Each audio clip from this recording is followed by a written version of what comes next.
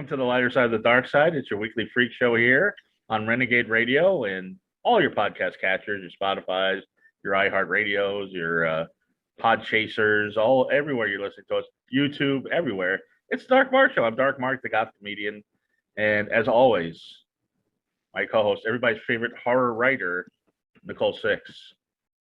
Hello. My green screen is pretty horrifying right now. It keeps blowing in the wind, but anyway. How are you, Nicole?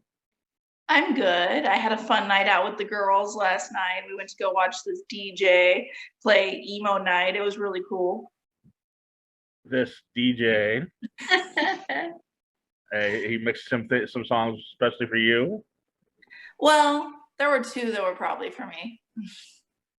I don't know. Anyway, it's good to know that you and the girls had a fun night out, including one of our past guests, Natalie. I saw the pictures. And yes, Natalie. And the other girl, her name's Maggie, and it was her 25th birthday. So we all really drunk. Happy birthday, Natalie. And I remember my 25th birthday. And, but then again, a couple weeks ago, who forgets? Anyway, we have somebody who looks 25, but I know how old she really is. And I may or may not come up tonight. But she is, you remember, I'll tell you how I met her, but she's a wonderful comedian, and she has her own podcast, A Comic Spot, that's all over everywhere. It's Linda Marcus Smith. Yay! Woo! Hi, Dark Mark. Hi, Linda. How are you? Fabulous. Hi, Nicole. Hi, Linda. Thanks for having me on. I'm so excited. It's a long time coming because you've interviewed me, what, 3 or 4 times already? A couple at least. There's no trace of any of it on the internet, by the way. She interviews me, and then we'll talk about it. Anyway, we'll talk about it. Before we even talk about anything, let me get a couple sponsors out of the way, because I'm really thirsty, and I need to get this energy to keep up with you two. Look what I got. I ordered this with our code, where you get 15% off. This is Raze energy drinks, the best energy drink, and I've tried them all. Nicole will tell you, I've tried them all. And this is the best flavor, although they just came out with a new flavor, so that might be better. But so far, this is my favorite.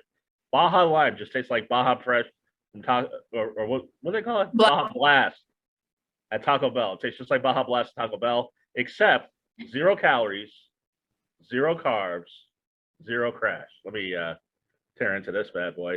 And I got a couple of Nicole's. It's delicious. So if you go to our description in your podcast catchers, or you go to YouTube, our description there'll be a code there. You click on the code, get 15% off a case of Raze energy drink. Try the new flavor Rainbow. Tell me how it is, or get Baja Lime or any of their other great flavors, including sour gummy worms, which is surprisingly good. And Audible. You're a comedian. You're on the road all the time, Linda. Listen to audiobooks while you're on the road or whatever anybody's doing. If they're driving, they're at home. Audible's got every book. Books on comedy, books on military, books on everything. Whatever you're looking for. They got everything from Shakespeare to Smut, all the bestsellers, all the best biographies, all the scandalous Trump books coming out. Whatever you're interested in checking out, Stephen King books, go to audibletrial.com/DMS. audibletrial.com/DMS, and you get a free book, free 30-day trial. And during that 30-day trial, you can check out all of the Audible originals, hundreds and hundreds, and it's for free. You can cancel the next day, or you cancel 30 days. You do not get charged. But if you keep it, you get deep discounts in the future. So audibletrial.com/DMS. Nicole, also, keep your Audible account. Every month they give you a free book. See, now you tell me. Mm-hmm. I was wondering why I'm getting all these free books. Okay, now I know. Now I never paid attention to it. Yeah. Thank you, Nicole. What was the last audiobook you got? I'm still working on Wizard's First Rule. It's like 40 hours long. So okay, well, when I go out for my little walks at the end of the night, I listen to it for about 2 hours a piece. So I have a little ways to go, obviously. So you're maybe like a fourth of the way through a rule. Yeah. Okay. Yeah, about a fourth way through. Yes. Anyway, and so that's all. We have another sponsor, but we'll get to that later. Anyway, Nicole, you remember we've talked about it with a couple of comedians, how great the Portland Comedy Festival was right before the pandemic in 2019. Yes. With Ashley Rose, we were talking about it. This is where I met this lovely lady, Linda Marcus Smith. Yay! Hi. My first show was on the Clean Show, and I had to follow her. And she was number one, I was number two on the show, and we both had great sets. Tamara Katan, who ended up winning the show, won that night, and we've had him on the show. But and then Linda interviewed me like 2 or 3 times during the festival. Yes, I was out there interviewing. That was my home club, so I was like, "Come over here, I'm going to interview you."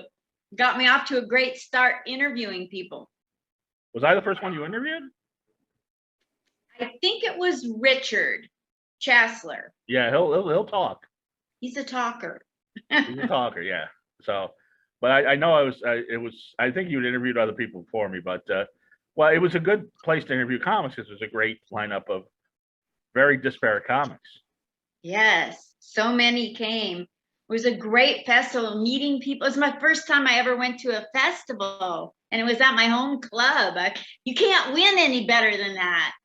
Well, and you got another festival coming up. We're going to talk about that later. But I've never been invited to a comedy festival. I've never been accepted to a comedy festival. Oh, that's ridiculous. I've been accepted to goth festivals, rock festivals, all sorts of other festivals, but never. That was my first comedy festival. It's a long story. Man, that's cruel. No, but it was a great festival. If you're gonna be part of one, it'll be great. I remember the San Luis Obispo Comedy Festival turned me down. I was like, okay, no big deal. Then the next year he comes around, he's like, sign up for the San Luis Obispo Comedy Festival. I'm like, you turned me down last year. What am I gonna do? He's like, no, we're changing things. We'll probably accept you this year. I'm like, forget it. I got a letter from the Seattle Comedy Festival that said, you are the most original comedian I've seen in years. Yep. You just missed the cut.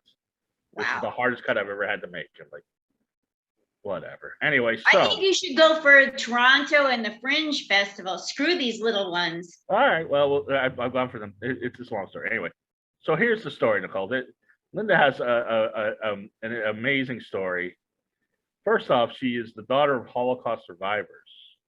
Oh my. And you don't see it on YouTube, but she's making mocking, crying things with her hands. Yeah. Oh man. I grew up. My parents told me Holocaust stories at bedtime. You talk about the grim fairy tales. Well, tell us one. What was one Holocaust story they told you at bed? This cockamamie thing my dad concocted about how he was in the line to get shot, and the guy in charge of the line was from his hometown and told him to get in the other line, and then he lived.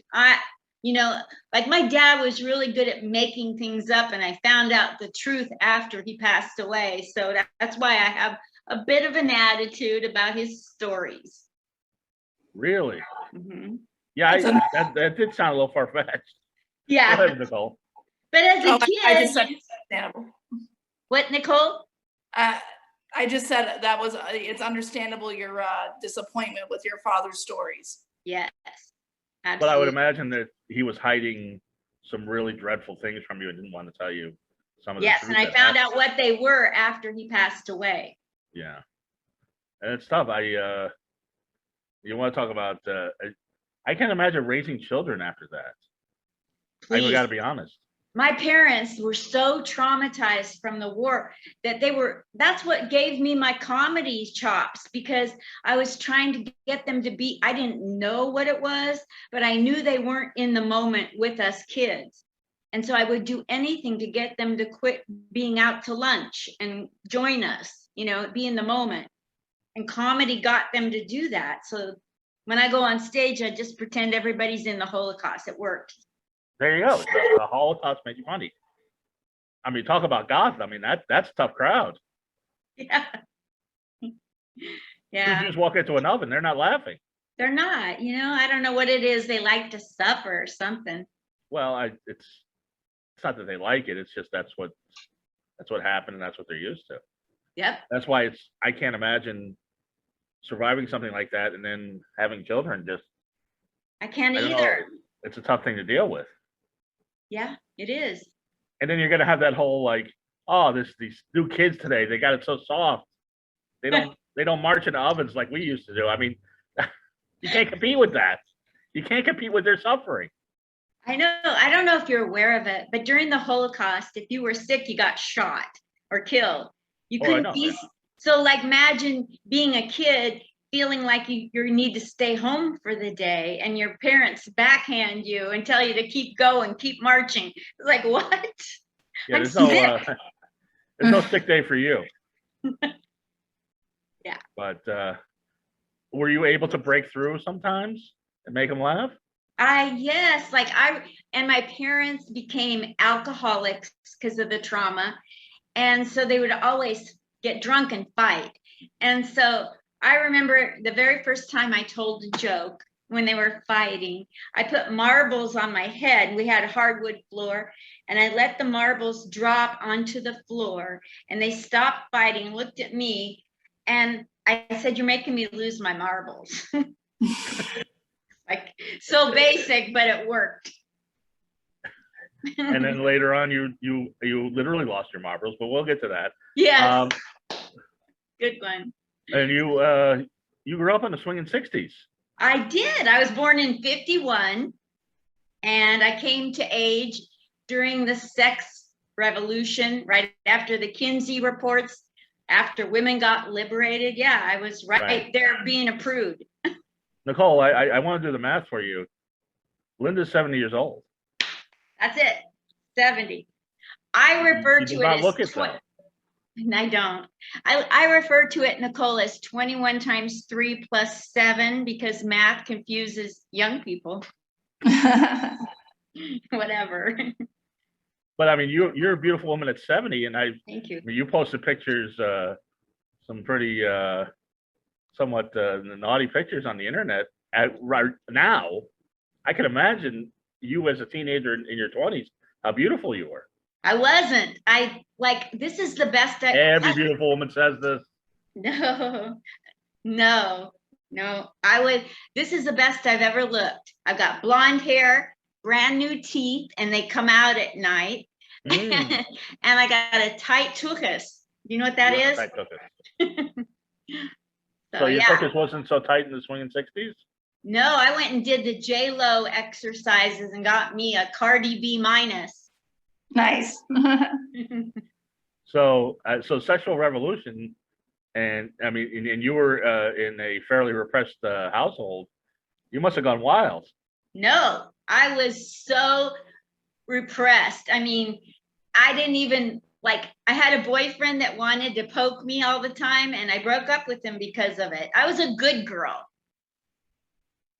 Isn't that boring? Wow. And then I went in the military and met a guy from Iowa and gave him my cherry.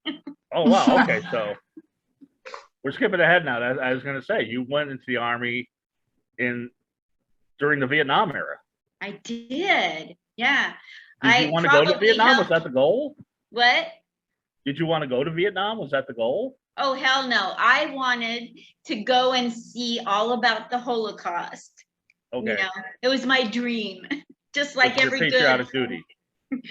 I signed up and I said, "Can I go to Germany?" And they said, "Hell yes." And they go, "Where do you want to be stationed?" I go, "Right in the middle of everything." That's like asking for Nebraska. So I got in the middle of Germany. That's like being a black guy saying, "Put me in the middle of Mississippi." I mean, that's crazy. Yeah. Imagine being Jewish and going to Germany. I can't imagine either one of them. And I got stationed in the town where my grandmother was born. Wow. And she died in Minsk concentration camp, you know. So that must have been a surreal experience. Yeah. And the newspaper did an article on me because I was a phenomenon. Well, you've always been a phenomenon in my eyes, but so you're a phenomenon because you were the daughter of Holocaust survivors that was stationed in Germany. And you were the only woman, as far as I know, that was in your outfit. It was January of 74. And when I got to Hanau, Germany on the Pioneer Kaserne, the other female military lady said to me, "Welcome, I'm going now." Like, what? You gotta be kidding me. Nobody warned me. I got jokes about being the only woman, with I was one woman with 2,000 men. And I was, Nicole's jealous, but I don't want to. You don't have to do your act. I want to know about your life. You're like, this is crazy. But from what I understand, and which is understandable, you're on a base with 2,000 horny young men in their sexual primes. And I was a good girl, and I was a prude, and all day long I was telling them to F off. If I do it now, I'd be like so exhausted. It's a good thing. Yeah, but you get a lot of attention. Well, I would imagine so. I knew I was going to stand at attention. I just didn't know I was going to receive it. Nobody. Yeah, they were standing at attention too. I'm going to use that line. That's all yours. Go right ahead. But yeah, I can only imagine. So where did you sleep? Did you have your own little bungalow? At first, there was no women's barracks. And so then as time marched on, more women came than me. So within 6 months, there was 20 women on our post, and it grew. And then they opened up part of the men's billets to have the women in it. But when I first got there, I had to live on the economy out in Klein-Auheim, a little city, and until the women's billets opened up. And my first Sergeant Marchetti, said, "Oh no, you're too good looking. You're not going to go in the women billets because the women will want you." And so he took me in with his family. And then while I was living with his family, oh my gosh, a guy that worked at the dental office that I went to all the time, he broke into the women's billets, stabbed the guard to death, and stabbed 3 female whacks to death. Jesus. What? So that first sergeant saved my life, most likely. Sounds like it. What was the motivation? He just went off his rocker, and it's really hard in the military. And we had a guy that jumped out of the window and tied a rope to his neck, and he didn't tie it the right length, and he didn't hurt himself. We had a lady flush her paycheck down the toilet, and then they escorted her out. Like people do odd things when they're away from home, among strangers, under a lot of pressure. Right. Did you feel pressure like that? Just a lot of, I was a plain Jane, and all of a sudden I became like Gina Lola Brigida. That was the only pressure I had. Right. Okay. And you're from Portland. Yeah. You lived in Portland most of your life, right? I did. I grew up there, and then I went to college, and then I went in the military because I wanted to travel and get my teeth done. Right. Now, and your teeth look great. Now, the thing about Portland that I know, and then Nicole knows, and most of our viewers now, is like a hippie liberal kind of city, kind of a hippy dippy. Back then, you say it was really racist? It was so racist. If you were a person of color, i.e., AKA Black, you would have to stay up in your hood in North Portland unless you had a hall pass to drive your car down to go downtown to work, most likely only at Sears. Wow. Do they really have passes for the Black people to drive their cars? Well, it was unwritten, but if you got stopped and you were in the wrong part of town, it was history for you. Right. Well, it's interesting because I was listening to your interview with Sinbad, and he made a great point in that he said you and him are among the last generation to actually see the horrible racism in the 60s where they had separate bathrooms, separate water fountains, and things like that. And, kids have no idea these days. None. Oh my gosh. It was horrible. I just dislike anybody that thinks they're better than anybody else. Right. I was just going to ask you, how you avoided that, and how you became such a loving person and resisted all that, and even though you're surrounded by it. Well, it's a lot of pain because my father rejected me when I decided to become a Christian. In Judaism, they pronounce you dead when you do that. And my mother, she was just so, she had been traumatized every week by the SS, if you know what I mean, in her town. And so all the loneliness of not having your parents close to you, and then having them suffer because of hatred towards the people. And the pain that I felt not having my parents be present because of hatred, I never want anyone to feel like I'm not present and with them. Now, did you convert to Christianity for your husband? Say that again? Did you convert to Christianity because of your husband, or no? Just had a spiritual awakening, or? Yeah, it was like in high school, and I wasn't getting anything out of Judaism. My dad would load us up in the car and drop us off at synagogue when he was drunk. And how are you going to learn Judaism when you're traumatized by your dad driving drunk? Makes no sense. Yeah, well, there's an irony that comes later because of that. But yeah, I guess a little too much Manischewitz will make you go crazy. That's awful. And now there's a whole big gap here in your life after your military service, and you got married, you had a child, and then I don't know what happened for 30 years, but were you always interested in comedy? Because you started comedy at 63.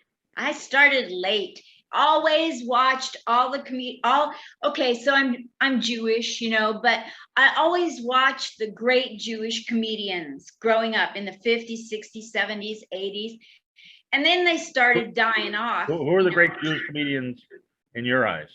Shecky Green, Mason, Jack Benny, right. The list goes, the Marx, Groucho Marx. I mean, yeah. We're talking old. And they just made me laugh. And when I laughed, I could forget all my pain.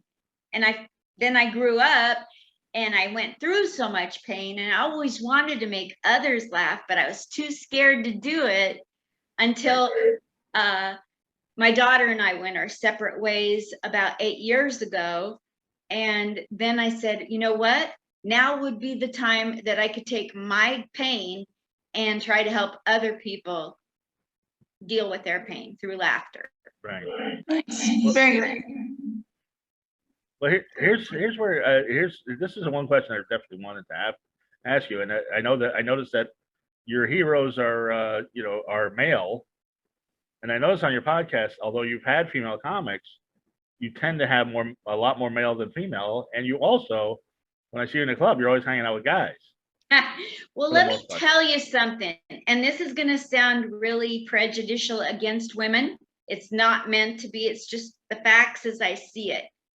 When women approach someone to get on a podcast, they don't do it aggressively like a guy.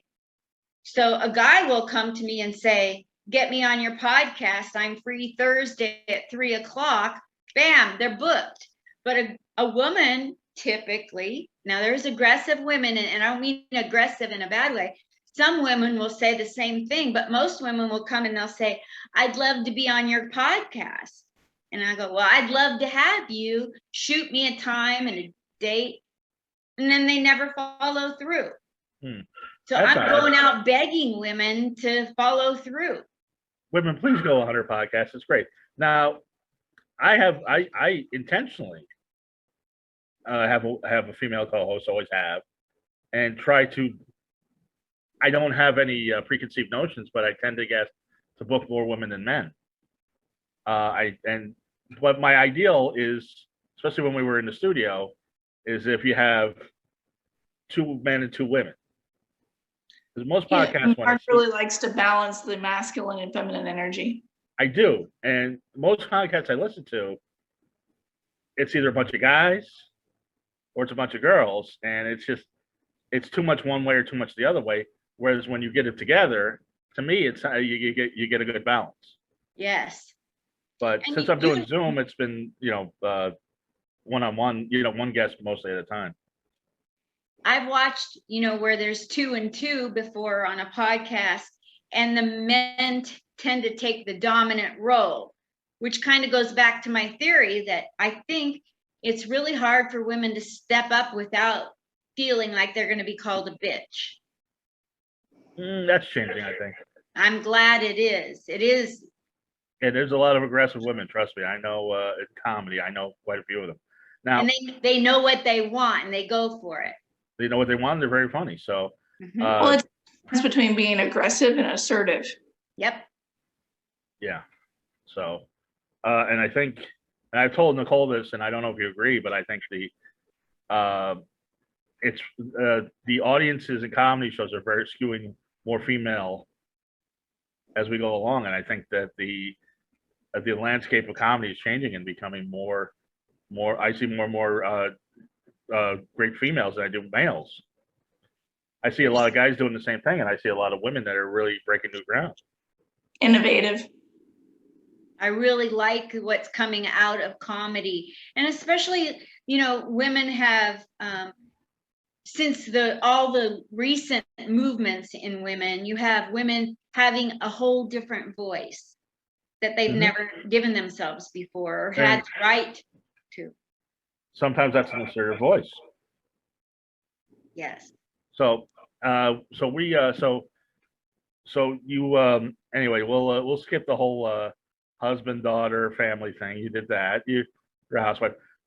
You, as it says, at 63, apparently this is a story that, as I understand it, you grew up with the owner of Harvey's Comedy Club in Portland.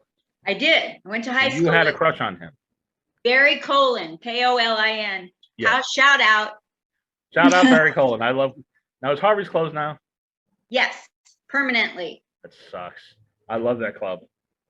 Me too. But new owner, Barry still owns the building and the hardware and the name. Right. And so a new owner could step in and take it over. All right. Hopefully. We'll rename it Linda's. We'll get you a loan. Anyway, Linda, so you had and this is I listened to a few podcasts you went. Clear this up for me. So you came to him in the mid-90s and said, I want to do comedy, but I'm not ready. Say that again. I came to comedy in the mid-90s. You came to Harvey's. You went to Harvey's in the mid-90s. Yes. And you said, I want to do comedy, but I'm not ready yet. Yeah. I went in and I said, I don't know if you remember me, Barry. Had a crush on you. Trust me. Mark my words. I will be back. I will be on your stage. I didn't know that. What was his reaction to both? He probably heard it 1,000 times, but he acted like he believed it. Kudos to him. I don't know. I don't get girls telling me they had crushes on me every day. He was a hottie. He was on the football team. He's popular, good looking.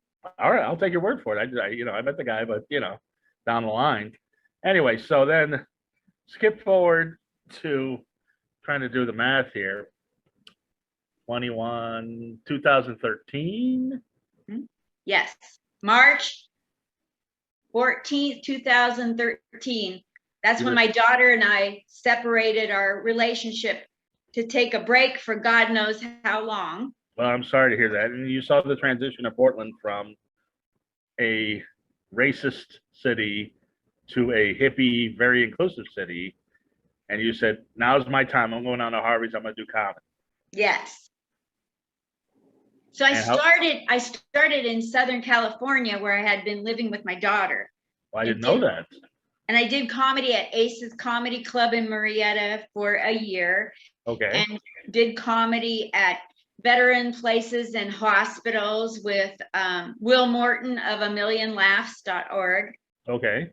And then I was like, I want to do that and I can do it myself. I don't need Will Morton, and I'll go back to Portland. And I thought my daughter would come back into my life after a year. I asked her to take a break for a year. She didn't.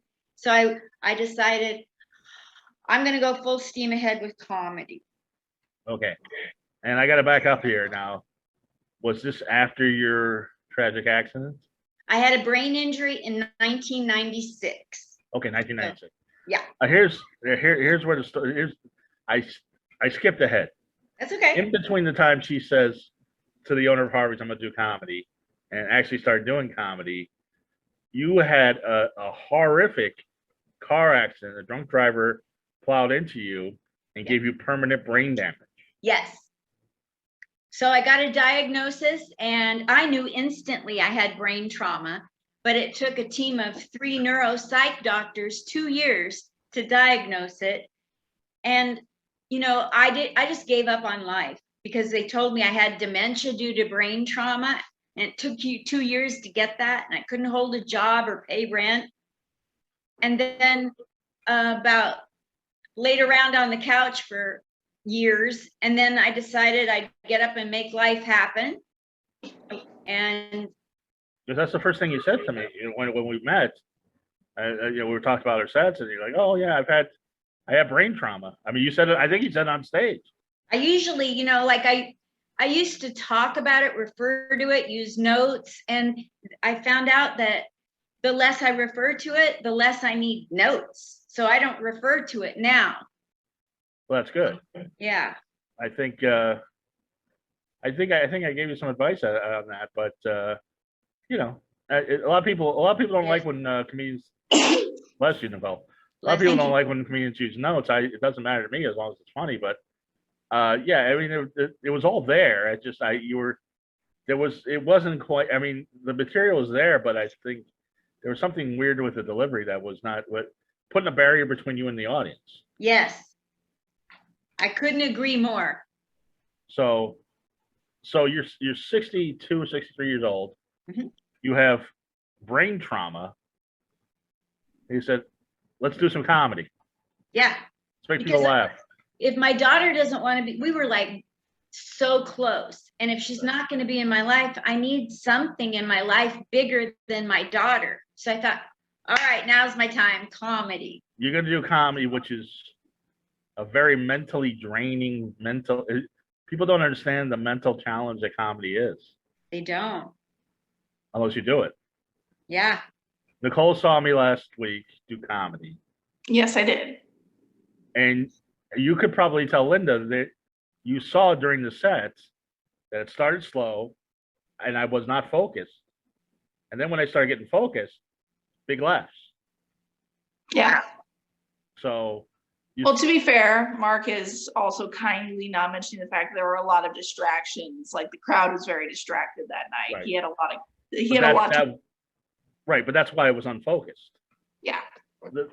The thing is, people think comedy is easy, and you don't think you have to. It takes laser focus to do comedy and do it well.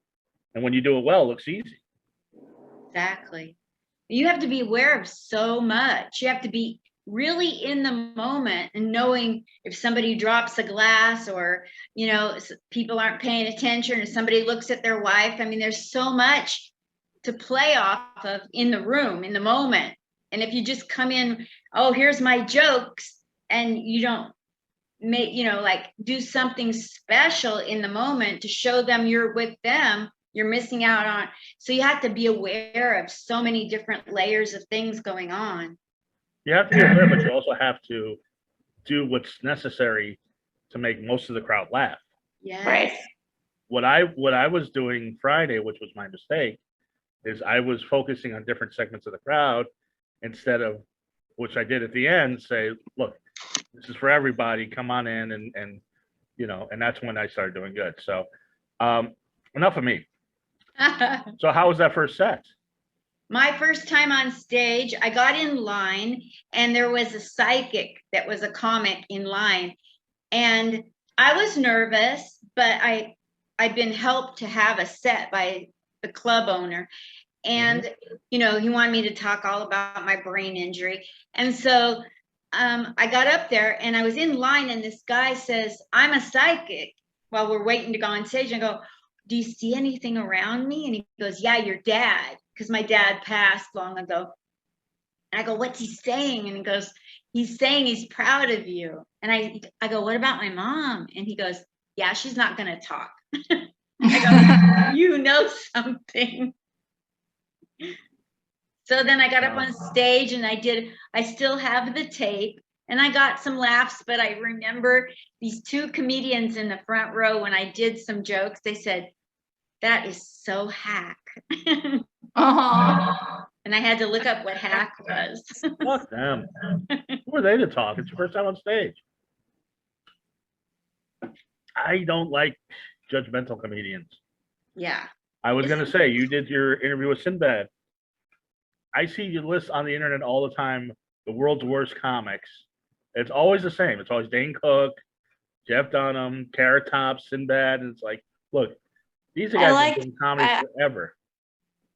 I don't know so much about Dane Cook because, like, that's all right. He's Dane Cook. But I do like Jeff Dunham. I think the puppets are funny. I don't care. And I also, I like Sinbad. Like Sinbad has this whole speech on divorce and life after divorce and how he ended up back with his wife because he's like, they went out there and they both tried to date. And they're like, it is hard to train a new person. So they got back together. I like his stuff. I think it's intelligent. Yes. Yeah. Larry the Cable Guy, all these guys. And it's like, and the thing is, and by the way, that sounds like a funny bit. It also sounds like a couple other comics have done similar things. So it is a little hack. But I like Sinbad. I think Sinbad's a funny guy. And Linda, when Twitter started, I don't know, when did Twitter start? I'm going to go with before 2009. I cannot recall. Do you want me to look it up right now? No, that's all right. We're mid-interview, but it was before 2000. Because I know you said, oh, when Twitter started. Twitter started before that. I know I was on Twitter for a while, but you would send jokes to Sinbad and other people and see what they say. Like David Brenner and Sinbad and Kirstie Alley. Oh, Kirstie Alley. That doesn't really. She doesn't do stand up, does she? She has done stand up. Oh, okay. I didn't know. I had no idea. I don't think that's anything she's famous for, but she knows comedic timing and what's funny. Oh, she's very funny on TV. But yeah, those are three very random choices there. David Brenner, Sinbad, and Kirstie Alley. Oh, and I said David Brenner, right? David Brenner, yes. I got to meet David Brenner. Nicole, if you don't know who he is, he's one of the last of the great Jewish comedians to me. Okay. David Brenner was he was on the Tonight Show more than anybody else when Johnny Carson was the Tonight Show host. Yeah, very famous, very, very big comedian. Very funny guy. I was at the Golden Nugget in Vegas one time long ago, and I was watching a video reel at the VIP desk, and it kept playing over and over. It kept playing what David Brenner would do if you go and watch his show in the showroom. Right. So I kept watching it and watching it. I stood there and watched it like 12 times in a row. And somebody tapped me on this shoulder. I turned around. It was David Brenner standing there. And he goes, what do you think of that guy on the TV? And I go, oh my God, this is unreal. I go, you are one of the you're the last of the great Jewish comedians. I don't know. And then we just kept talking. And what did he say? He said, thank you. And I go, well, I'm trying to get the nerve up to do comedy. I started sending him jokes, and he would tell me there's no punchline, which you're dying to hear that from your idol. No punchline. Well, but that's very constructive of him to say. Expected you if he was willing to actually give you actual criticism versus just like, oh yeah, go for it. Yeah. He actually took the time to read it and think about it. Yes, I proposed to him on Twitter. I said, "Could you be my next husband, please?" And I take it he was married at the time. He had gone through marriages. Yeah, I think he was going through shiksas, if I recall correctly. He liked the Gentiles, but then again, you're Christian, so you're kind of technically a Gentile. I'm not really Jewish because my mother wasn't Jewish, so I can. You're not. Then I'm a Gentile. I'm a shiksa. How fucked up is that? So She's fucked not Jewish, up. and she was in a Holocaust too. I know. Hitler was more Jewish than I am. Wow. It's like, anyway, so so then you got me on this whole David Brenner thing. That's hilarious. But because you're living in Las Vegas now, you were in the Portland scene for a while. Mhm. Now you're in the Las Vegas scene. What's the difference? I came on a visit, and I don't know if you know who Stephen Pearl is. Of course I do. We've had him on the show. Stephen and Pearl is one of the greatest comics of all time, in my opinion. Hands down. If you say great Jewish comics, there's one right there. There it is. And oh my gosh, he's so unique. And I got to be his roommate. I met him by talking to him on Facebook. And he said, you know, I told him it was going to be his birthday, and he invited me to his birthday party at the Laugh Factory. And I would love to go. So I got tickets, came to his party, and met comedians that were my age that were straight. Oh my gosh, this is so different than Portland. Wait, so older comedians in Portland are all gay? There's a very good lesbian, gay, LGBTQ thing in Portland, and I got that, a lot of young comics. So finding somebody my age or someone in the audience my age, but Vegas is perfect for me. Okay, I didn't know. I mean, I knew that there were gay comics and lesbian comics, but I didn't know all the comics your age were gay. I had no idea. It's a great place for the LGBTQ group of people. It is. That's great. Yeah. I liked a lot of the local comics I saw at the Portland Comedy Festival. The Real Hijinks, a few others. They were great. Absolutely. Were you struggling in the Portland scene because you were just the crowds were too hip for you, or what was going on? It was a little bit, the crowds was too young for me, and a lot of LGBTQ shows that I didn't qualify for, right? They booked their own, and once in a while a token straight person. But I wasn't funny enough to get booked. If I'm not accepted and someone's not wrapping their arms around and accepting me, it's hard for me to be funny. And when I came to Vegas, people wrapped their arms around me. And that's where I've been able to forget about looking at notes, talking about my brain injury. I feel so accepted here. This is great because I'm sure you're aware I'm a veteran of the Las Vegas comedy scene. I was there for a couple of years, and I'm sure you hear all sorts of stories about me, but I didn't find it as accepting. Oh, okay. Well, I've heard stories. I met a lot of friends, and I did a lot of shows, and I think people like me, but I never really found a community. I think part of it was coming from LA. There were other things that happened, but nobody really threw their arms around. There were a couple people, but nobody really threw their arms around me and said, you know, come on in. You know, I was always at arm's length in that scene, and that scene can get pretty dramatic. Yeah. I don't know if you've seen the Facebook post, but there's all sorts of drama going on. People really, oof. A lot of backstabbing. There's some backstabbing. There's some people, you know, people are fucking each other. People are doing drugs with each other. People are doing weird things. Every now and then I just hear this, like, I just see some hateful posts about this and that, the other thing. I'm like, man, that's just too dramatic for me. I like to stay out of all the drama. And it's kind of nice that in the young scene that you're speaking of, I'm old. And so, and I don't do, you know, any drugs. I might have 2 drinks a year. So I don't get invited to parties. I don't get in on the drama.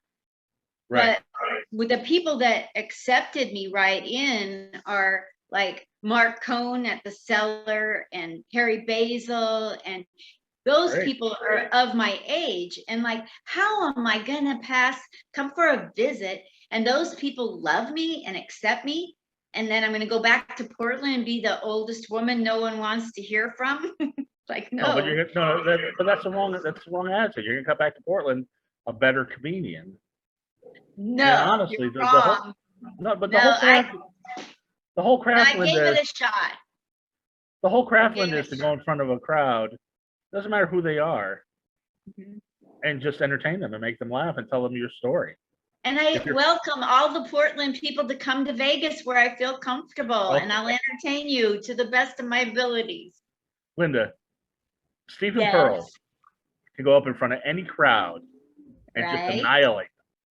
Yes, and Make he's them been laugh. doing That's it any since crowd. 1986. I understand that, but by the way, Nicole, the Stephen Pearl who we're talking about used to do jokes that Robin Williams stole Okay. and do on TV, and then he would pay him a check.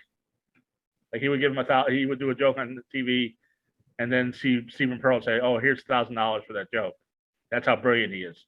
Harry Basil directed 3 Rodney Dangerfield movies, and he's the manager of the Laugh Factory. And I mean, these are heavy hitters. These are the people you want on your side, and I'm glad that they are accepting you and they are giving you spots, and they are with you. Last time I saw you in Vegas was on Steve McAnally's show. Yes. And you were there with your crush, the guy from Harvey's, and that was a lot of fun. Absolutely. My crush. Yeah. So don't tell his wife.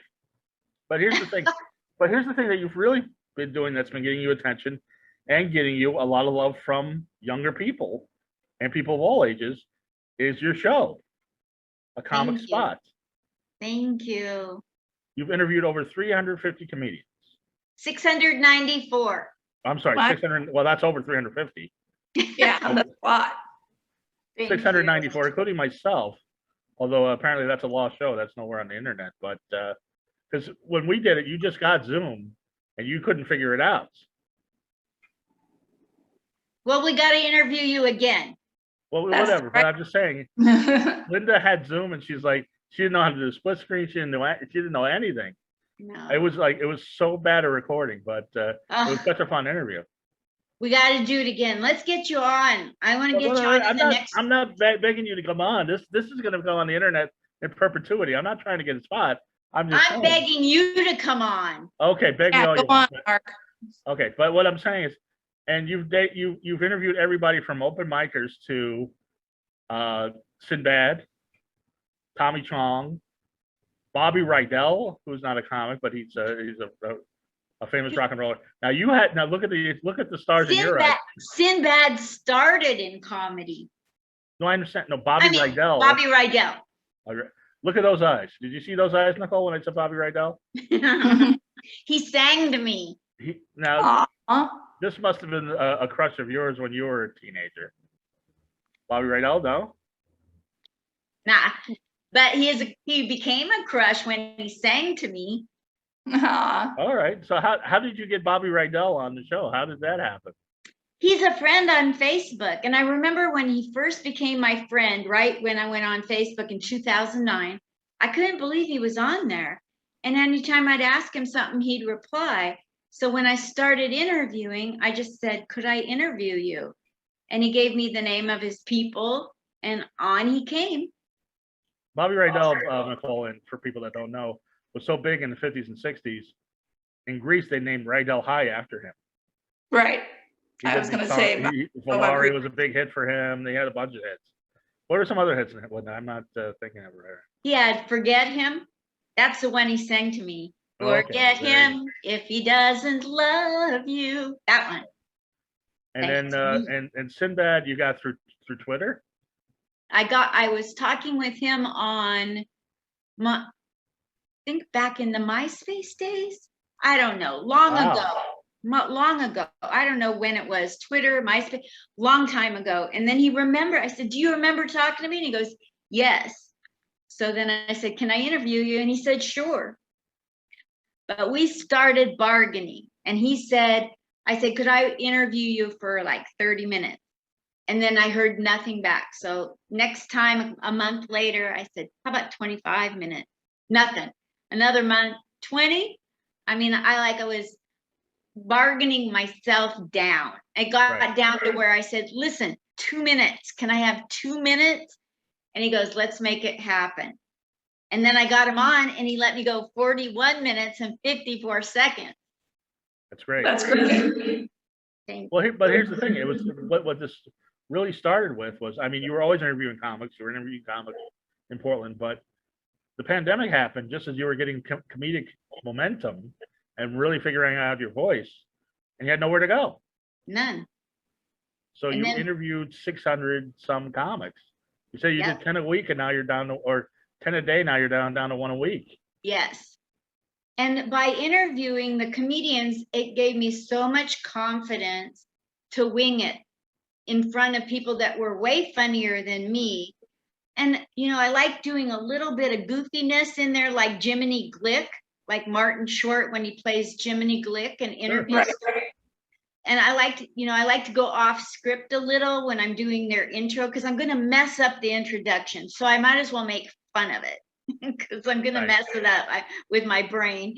And so I just kind of play a little bit goofy and go with it. And that's what's helped me get funnier on stage and, you know, drop the whole brain injury problem. Well, you know, this is another thing that really is something that it's a mental exercise. It's interviewing people.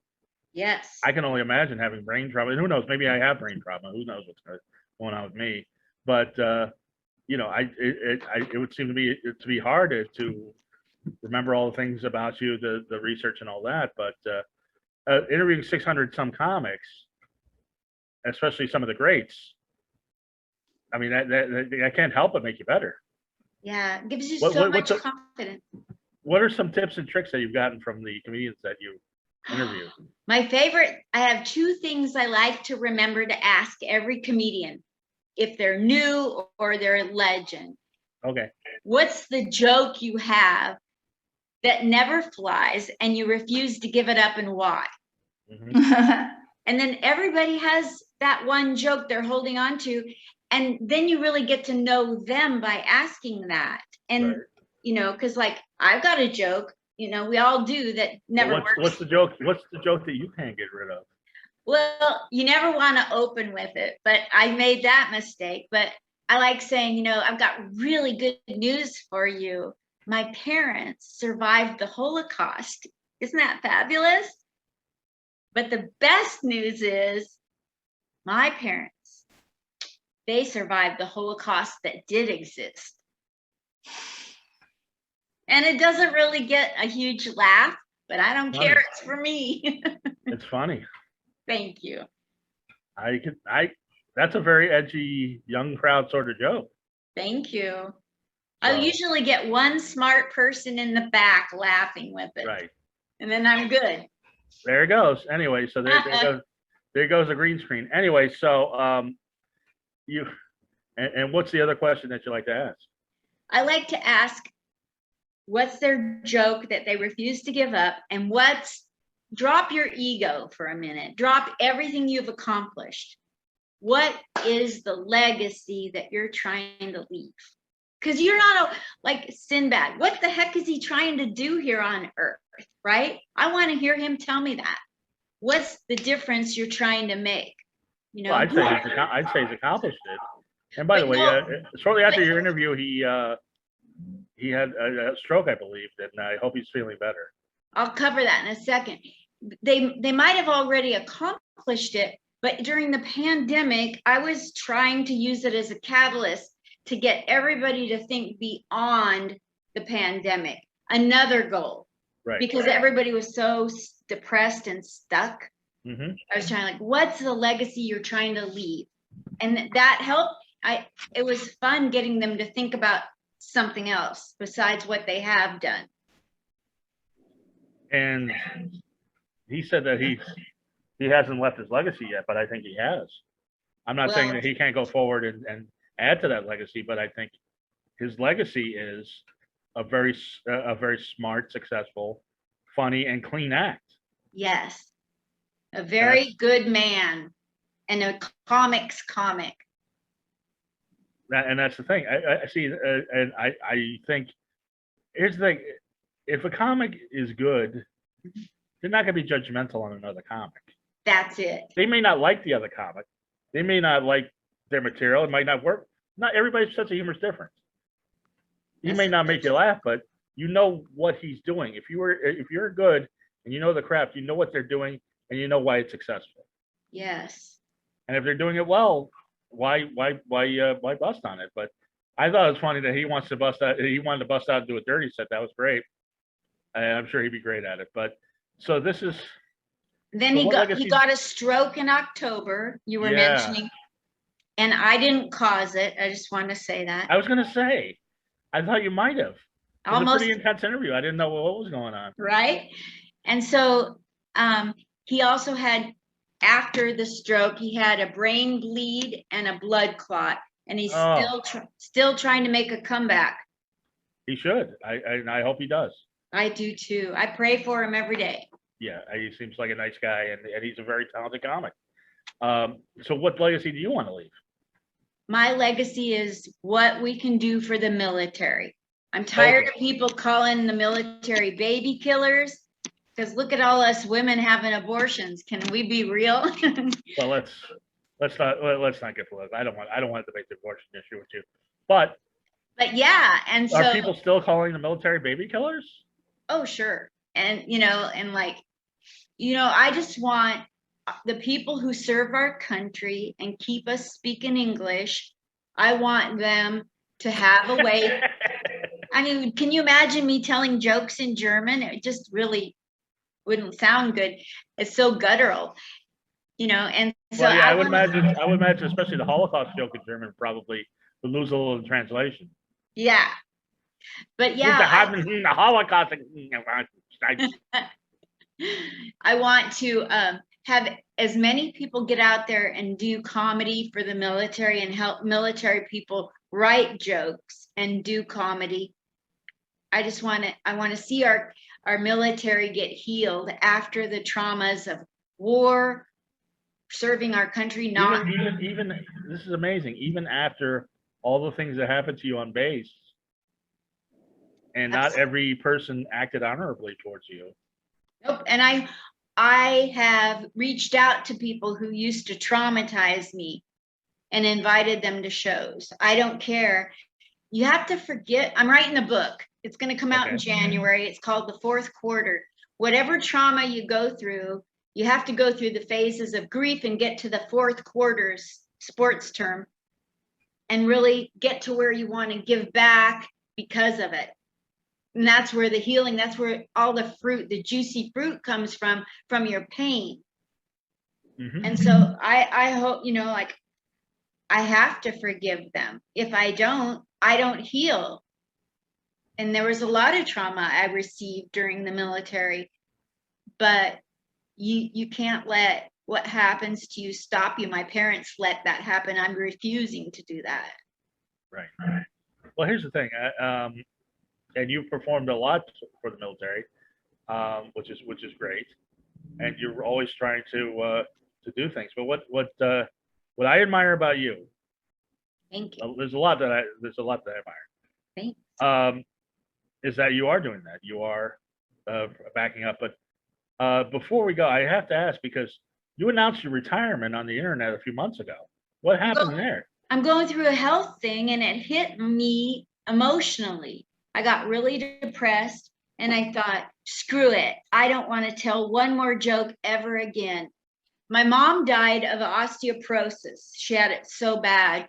If she coughed, she'd break bones in her chest. And I got diagnosed with advanced osteoporosis, the same thing my mom had. So now the Charles Dickens novel. I mean, what is going on? So yeah, I just didn't really give a darn about comedy for 2 months. And then I came back swinging and decided I'm going to do a Saturday show on Facebook Live where military vets do comedy for the military every Saturday at 11. I'm going to write a book. My legacy, I'm moving on with my legacy, whether my bones break or not. If I choke to death, breaking a bone, I'm going down swinging. Well, let's hope it doesn't happen. So Nicole, to sum up everything, this is a woman who's been through a lot and decided in her 60s she wanted to make people laugh, and she's been doing it. Which is fantastic. The pandemic hits. She says, you know what? I can't do comedy. I'm going to interview comedians, and gave them a form. I had no idea. Comedy wasn't working out. She said, I'm going to go to Las Vegas. I had no idea that interviewing people was going to do so much for them or for me, or that I was going to be so catapulted into doing this, but it's become a passion. Yeah. That's great. That's really awesome. Thank you. No, Thank you guys so much for this interview. Oh, well, I was going to ask how you thought it was going. I love it. Oh, I get to good. go now I get to go watch Kathy Ladman down at the Delirious, Don Barnhart's at the Grand. Oh, okay. Well, that Kathy Ladman's great. I don't want to take you from that.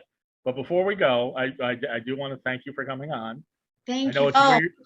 it's weird. It's different after you've been a host for a while to be interviewed, isn't it? It is. It's uncomfortable because I keep wanting to ask you guys questions. Like I want to know everything about Nicole. You know, I want to There's ask a you. lot. Go online. Just scratch that itch. There's plenty going. There's plenty there. Mark, Ask Nicole one question. One question. Go ahead. Ask Nicole a question. Yeah, go ahead. Nicole, what's your favorite thing to do when you're not being Nicole with Dark Mark? I like to go to places where I can dance, like where there's music and stuff. Lovely. What's your favorite kind of dance? I could go on for hours. You're mystic. I just like to do a solo dance to the music, you know, hands up, moving your booty. No ball. Cool. Very Linda, cool. By the way, Mark, we forgot to mention our other sponsor. Oh, yes. Go ahead, Nicole. We forgot our other sponsor. We were so involved with Linda's story. We forgot our other sponsor. I'm glad you brought it up. Renagade CBD and Renagade Kush. Tell them all about it. Wow. Well, it's really awesome you connected us to Tommy Chong because I think he's really going to enjoy these products. My friends at Renegade Nation who put out our podcast, they are also sponsoring our podcast with a series of edibles and some bath bombs and a whole bunch of other stuff that they make with CBD products. Tell them how great the CBD bath bombs are. They're called Achy Bones, and you put them in after you've like worked out or something, and they just make you feel wonderful all over. And the gummies make you feel wonderful from the inside. I took a couple before our show, and it makes me happy to be here. I'm already happy to be here, but it makes you happier. What can go wrong with being happy? Look at that smile. I think Linda could use a bath bombs. I think that might cure her osteoporosis. I think I want the bone thing that makes your bones feel good. Yes. Yeah. Anyway, Linda, you're a delight. Now, who did your theme song? That's the question I have. Last question I have for you. Who did what? The Comic Spot theme song. Oh, that was done by Kirk Broussard, Broussard here in Vegas. I know Kirk. He's a nice guy. Yeah. And Eddie Brill came up with my tagline for Comic Spot. Everybody knows Eddie Brill. Eddie Brill used to Eddie Brill's the booker for Letterman for years. Yeah. So see, this is the company that she's keeping in Las Vegas. Eddie Brill. That's fantastic. C. Pearl. I mean, these are big names. I'm anyway, a big Linda, name dropper. That's all it means. No, but here's why you're an inspiration. You're an inspiration because you've lived a life, and you were 63, and most people will be like, get to Social Security, chill out, sit in a rocking chair, but not you. You had a lifelong dream to make people laugh, and you're doing it. Thank you, Mark. And you had a dream. You didn't even know you had a dream to be an interviewer, and here you are. Didn't even know it. And it's because of Harvey's, which actually means it's because of Barry Colon. There you go. Now, Linda, tell Call back. Linda, you've been a delight. We'll have you back on again. Tell everybody how they can hear and see you all week. All the stuff you got going on. Say that again. Tell everybody how they can get a hold of you and how they can hear and see you. Okay, I'm comedian Linda Marcus Smith on YouTube, on Facebook. I'm Linda Marcus Smith on Instagram. Saturdays, Facebook Live, 11 a.m. Pacific, which is 2 Eastern and something in the middle. Come on. You're 70 years old. If you can stay up, they can stay up too. Yeah, that's right. There we go. That's it. Yeah. Thanks, everybody. And Nicole, how do people get a hold of you? Well, I am Nicole6Books on Instagram and Nicole H6 on Facebook. And you can also read my stories about the many parties I go through locally in this town on renegaderadio.com. Yes. I'm friending you right now on Instagram. Nicole6Books. Wow. Nicole6Books, because you're a writer of books. And yes. see what happens when Linda adds somebody on social media. sparks fly. So we'll see what happens there. And I'll everybody, back as soon as this is over. yes, and so you're in exalted company like Sinbad and the late David Brenner and other people. So anyway, I'm Goth Comedian on social media. Linda, I hope you had fun. I know I did. I had a Nicole, I see that you had some Renegade gummies, so you're having fun. And everybody have a wonderfully creepy week. Bye. Thank you. Thank you. Bye.